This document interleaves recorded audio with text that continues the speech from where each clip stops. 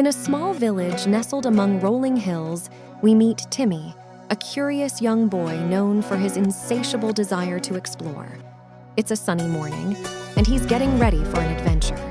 Timmy puts on his straw hat and grabs his magnifying glass. He's excited to explore the Enchanted Forest, a place of mystery, magic, and legends. Timmy enters the Enchanted Forest, and the world around him comes alive. Nature is vibrant, with butterflies, birds, and intricate flowers. Timmy stumbles upon a babbling brook, watches the fish, and dips his fingers into the cool water, enjoying the serenity of the forest. Timmy discovers a hidden meadow where colorful butterflies dance around wildflowers. He joins in the dance, feeling like a part of something truly magical. As the day turns into evening, Timmy rests beneath a majestic oak tree.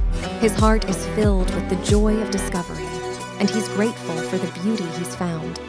With a contented sigh, Timmy begins his journey back to the village, carrying the enchantment of the forest with him in his heart. On his way home, Timmy reflects on his adventure and promises himself that he'll return to explore the forest's wonders again and share his stories with friends.